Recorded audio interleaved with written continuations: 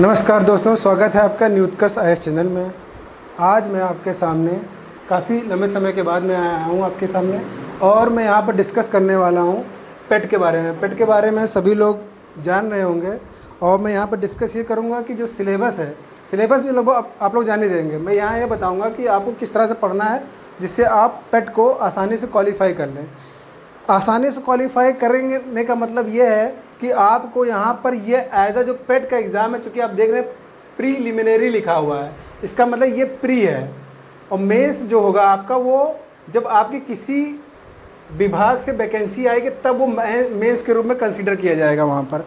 जैसे मान लीजिए सपोजेड कि लेखपाल की वैकेंसी आ रही है, तो जब लेखपाल के लिए फॉर्म निकाला जाएगा तो जब आप पेपर देंगे तो वो मेंस का पेपर है, क्योंकि प्री आपका प्री के रूप में आप पेट का एग्ज़ाम दे चुके होंगे। ठीक है, तो इसलिए ये पेपर ज़्यादा महत्वपूर्ण है, क्योंकि अगर आपका पेट क्वालिफाई नहीं है तो आप जो कोई पोस्ट निकल रही है तो उसके लिए एलिजिबल नहीं होंगे। जैसे सपोज दैट अगर वीडियो की वैकेंसी निकल रही है, लेखपाल की वैकेंसी निकल रही है, अन्य किसी विभाग से वैकेंसी निकल रही है, तो आप उसके लिए एलिजिबल नहीं हो पाएंगे। इसलिए पेट आपको क्वालिफाई करना बहुत ज़रूरी है।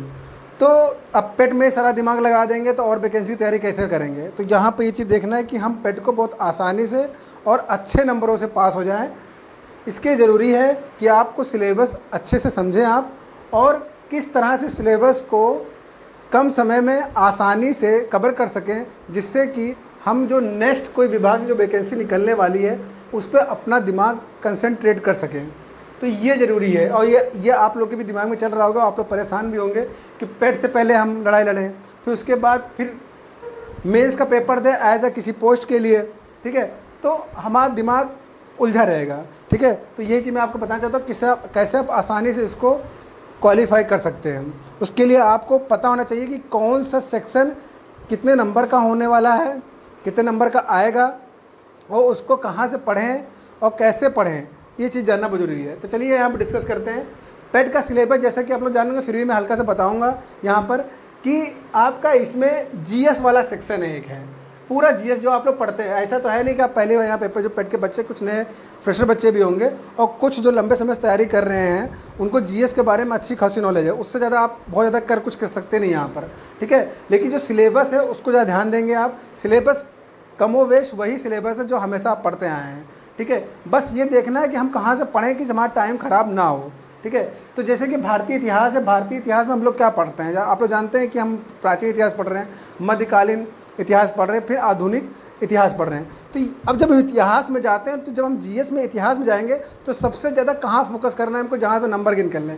तो आप यहाँ देखेंगे कि आप देखिए प्राचीन इतिहास जो है और मध्यकालीन जो इतिहास है आपका जो पढ़ रहे हैं आप लोग, वो दोनों मिला के 5 नंबर का है यहाँ पर। अब दोनों मिला के आप 5 नंबर के लिए आप बहुत ज़्यादा मेहनत करेंगे और सारा टाइम इसी में ख़राब करेंगे, तो आपका टाइम बहुत लॉस होगा और आप परेशान भी होंगे। तो आप जैसे पढ़ते हैं, जितनी नॉलेज है उसमें थोड़ा बहुत इन्हेंस करते रहिए।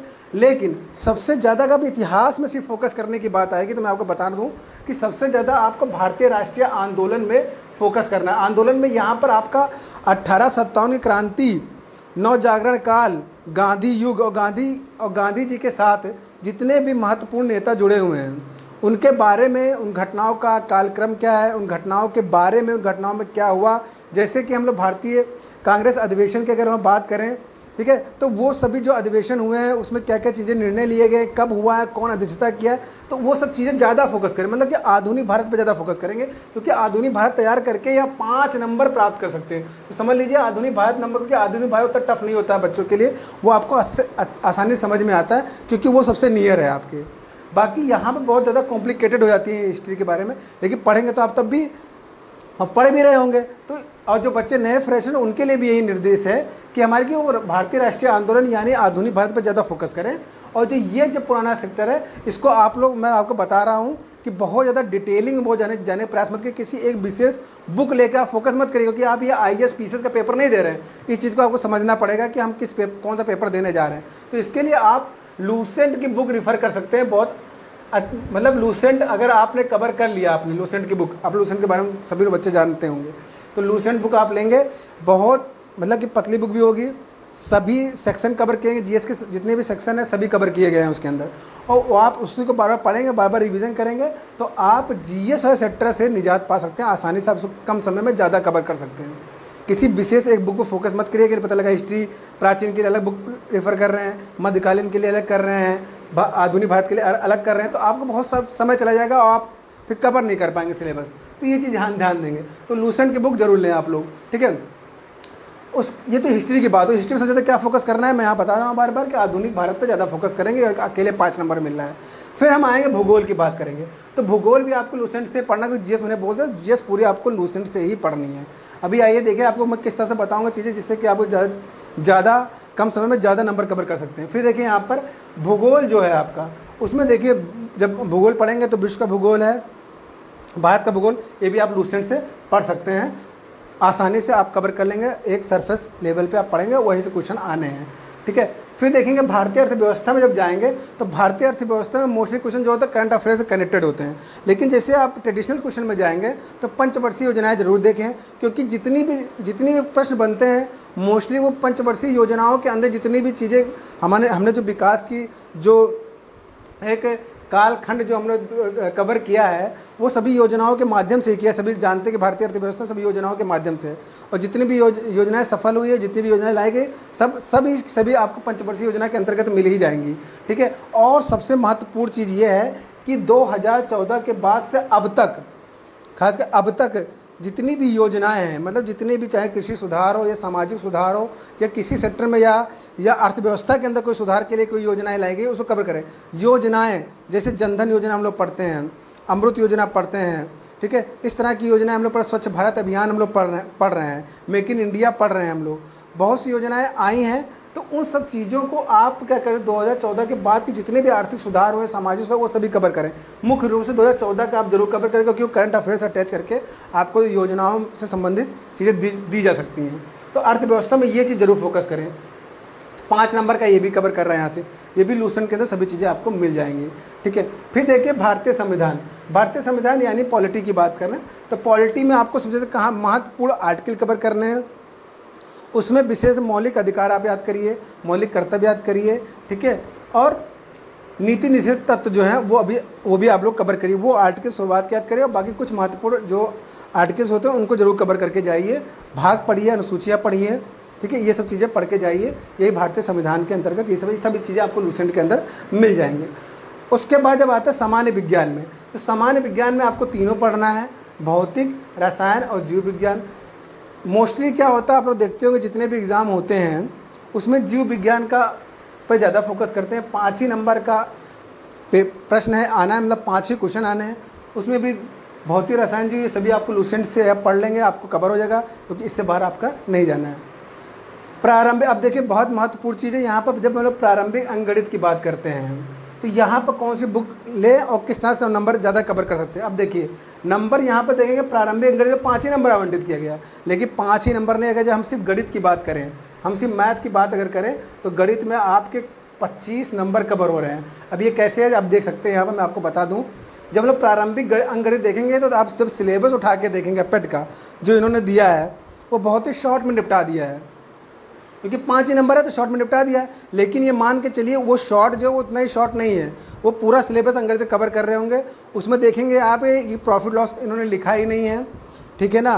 आपको CISI के बारे में जिक्र ही नहीं किया है। तो CISI प्रॉफिट लॉस प्रसिद्धता का जिक्र किया है, लेकिन CISI और प्रॉफिट लॉस का जिक्र नहीं किया है। तो वो भी पढ़ के जरूर जाइएगा कि वहाँ क्योंकि 5 क्वेश्चन है, उसमें 1-2 क्वेश्चन दे सकते हैं ऊपर नीचे करके, ठीक है। तो वो जरूर पढ़िए। अब देखेंगे यहाँ 5 नंबर तो है, लेकिन 25 नंबर कैसे है, क्योंकि आप जब देखेंगे आखिरी का जो सिलेबस है उसमें एक है ग्राफ की व्याख्या एवं विश्लेषण और तालिका की व्याख्या। देखिए 10-10 नंबर का है, ठीक है। ये भी मैथ का सेक्टर कैसे है आप यहाँ पर देखेंगे। जो ग्राफ जब आप मैथ की बुक कोई प्रेफर करेंगे तो वो आपकी होगी RS अग्रवाल। तो RS अग्रवाल की बुक जब लेंगे आप तो RS अग्रवाल में सबसे पीछे देखेंगे ग्राफ वाला सेक्टर दिया हुआ है। तो ग्राफ वाले में देखेंगे आप 3 तरह के क्वेश्चन मोस्टली पूछे जाते हैं एग्जाम में। एक तो आपका पाई चार्ट वाला पूछा जाता है, एक ग्राफ वाले क्वेश्चन होते हैं, और एक तालिका वाले जिसमें तालिका बनाई जाती हैं और उसमें जैसे दे दिया कि 2017 में इतना प्रोडक्शन हुआ, 2018 में इतना हुआ, 2019-20 में इतना प्रोडक्शन हुआ, फिर उसमें परसेंटेज, एवरेज, ठीक है, दो वर्षों का तुलना करके कितना उसमें लाभ प्रतिशत कितना हुआ या लाभ कितना हुआ, इस तरह से क्वेश्चन आता है। ठीक है, तो वो तालिका बेस। ग्राफ में क्या होता है, ग्राफ बना देते हैं। ग्राफ में मतलब कि आपका कुछ इस तरह से ग्राफ बना देंगे, ठीक है, कि यहाँ पर इस पॉइंट पे यहाँ पर प्रोडक्शन बढ़ा, फिर यहाँ पर प्रोडक्शन बढ़ा, फिर यहाँ पर प्रोडक्शन बढ़ा, फिर इस जगह प्रोडक्शन इतना हो गया, फिर इतना डाउन मार गया प्रोडक्शन। तो इस तरह से ग्राफ बनाया जाता है। सन वाइज भी आता है और किसी कमोडिटी को लेकर भी बना सकते हैं, मंथ वाइज भी आ सकता है। ठीक है, इस तरह से क्वेश्चन बनते हैं। तो ये बहुत आसान प्रश्न होते हैं, क्योंकि जब आप प्रॉफिट लॉस पढ़ रहे हैं, CISI पढ़ रहे हैं, प्रतिशतता हमने पढ़ा है, प्रतिशतता मुख्य रूप से अगर आपने पढ़ रखा है और प्रॉफिट लॉस पढ़ रखा है, तो आप समझ लीजिए कि ग्राफ को देखने का नज़रिया आपका डेवलप कर लिया आपने, तो ये 10-10 नंबर आपके फ्री फंड के हैं, क्योंकि मुझे एक एक क्वेश्चन मतलब कि 2 ग्राफ और 2 तालिका आनी है। तो इस तरह से मैथ, इसको प्रारंभिक अंकगणित को इसको अलग मत रखिए, इसको मैथ के अंदर ही जोड़ कर रखिए। तो आपको मैथ से ही 25 क्वेश्चन अकेले दे रहा है, ये समझ लीजिए हम। तो 25 क्वेश्चन आपको ये आसानी से यहाँ गेन होगा पहले नंबर। तो 25 नंबर आपके, तो इसके बाद आप देख रहे होंगे कि पूरे 100 नंबर, ये 100 नंबर के 100 क्वेश्चन है, 100 नंबर के हैं, तो इसमें 100 नंबर 25 नंबर आपने मैथ से ही निकाल लिए। ठीक है, अब आएंगे हम लोग सामान्य हिंदी में। अब देखिए सामान्य हिंदी का 5 नंबर ये यहाँ पर है। ठीक है, तो सामान्य हिंदी के लिए आप आदित्य की वाइट कलर का कवर होता है, ब्लैक कलर से उस पर लिखा होता है।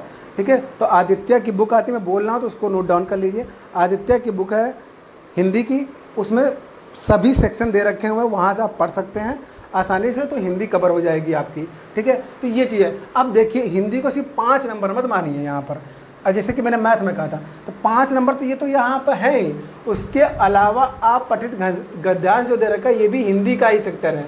ठीक है, 10 नंबर यहीं से दे रहा है आपको, तो 10, 5 या 15, मतलब कि हिंदी का आप जब देखेंगे तो हिंदी का 10 नंबर यहाँ से कवर हो रहा है। अब देखिए हिंदी का सेक्टर आपका यहाँ 5 नंबर भले लिखा है, लेकिन जब यहाँ आप पठित गद्यांश, इसमें बहुत ज़्यादा मेहनत करने की जरूरत नहीं है, कुछ करने की जरूरत नहीं है। अगर आप चाहें तो एक आध प्रैक्टिस सेट लगा के अपना जा सकते हैं, क्योंकि उसमें पैराग्राफ दे रखा होता है और उस पैराग्राफ पे बेस्ड क्वेश्चन दे रखा है, वहाँ से आंसर आपको छांटना होता है, पढ़ के आप उसको आसानी से कर सकते हैं। कोई भी विद्यार्थी जो इतना पढ़ता है वो इतना कर लेता है। ठीक है ना, और सारे क्वेश्चन सही हो जाते हैं उसके। ठीक है, तो ये भी बहुत ज़्यादा मशक्क़त करने की इसमें ज़रूरत नहीं है। तो फ्री फंड के आपके यहाँ पर 10, 5, 15 नंबर मिलने हैं हिंदी के। तो हिंदी में कितने नंबर मिल गए, 15 नंबर मिल गए, और 25 नंबर आपको मैथ से मिल गए। तो आप देख रहे 2 सेक्टर पे ज़्यादा मेहनत करना पड़ रहा है हमको।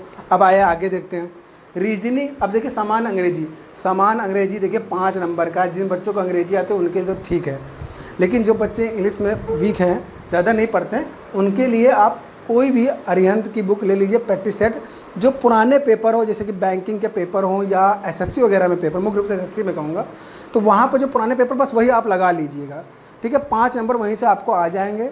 ठीक है, वो आसानी से कवर कर लेंगे। बहुत ज़्यादा मेहनत करने की नहीं, इसके पीछे आपने इतना कुछ छोड़ दिया कि 25 नंबर मैथ छोड़ दिया, 15 नंबर आपने हिंदी छोड़ दी, तो 5 नंबर इंग्लिश के लिए। तो ऐसा काम मत करिए कि जिनके लिए इंग्लिश ठीक है, जिनकी नहीं है वैसे भी आप इसको अटेंड कर लेंगे। ठीक है, रीजनिंग में जिसको मैथ आ रही है, जो मैथ में बच्चा इतना पढ़ रहा है, वो रीजनिंग में कभी मतलब वीक नहीं होगा। उसके लिए भी जिसके पास भी रीजनिंग की जो भी बुक है, जिससे प्रैक्टिस लगा रहा है, या नेट से लगा रहा है, इंटरनेट से ऑनलाइन प्रैक्टिस सेट इस्तेमाल कर रहा है, वहाँ पर प्रैक्टिस कर रहा है, तो वो कर सकता है, वहाँ से कोई दिक्कत नहीं। रीजनिंग इतना बहुत बड़ा हवा नहीं है, 5 नंबर का क्वेश्चन है, 5 क्वेश्चन आने हैं, आसानी से कर लेगा, कोई दिक्कत नहीं है। जहाँ बड़ा सेक्टर है वहाँ ज़्यादा मेहनत करने की जरूरत है, क्योंकि वहाँ पर आपको देखना होगा नंबर ऑफ क्वेश्चन ज़्यादा है, तो नंबर ऑफ क्वेश्चन सही करने का भी प्रयास करना, क्योंकि नेगेटिव मार्किंग 1/4 है। ठीक है, और जितना ज़्यादा क्वेश्चन रहेंगे उतना ज़्यादा स्कोर होगा, और उतना ही आपको फ़ायदा करेगा मेंस के लिए, क्योंकि आपको फाइनल सिलेक्शन दोनों नंबरों से आपको मिलने वाला है। अगर आप पता लगा कि पेट ने कोई क्राइटेरिया रख दिया कि 33% या 40% या 55% पास होना ज़रूरी है, तो आपके लिए दिक्कत हो सकती है। तो नंबर आपको अधिकतम लाने का प्रयास करना होगा इसके अंदर। करंट अफेयर पर ज़्यादा मेहनत करने की जरूरत है, क्योंकि अकेले 10 नंबर कवर कर रखा है। तो करंट अफेयर आप रेगुलर बेसिस पे पढ़ सकते हैं, कोई भी ऑनलाइन चैनल कवर कर सकते हैं।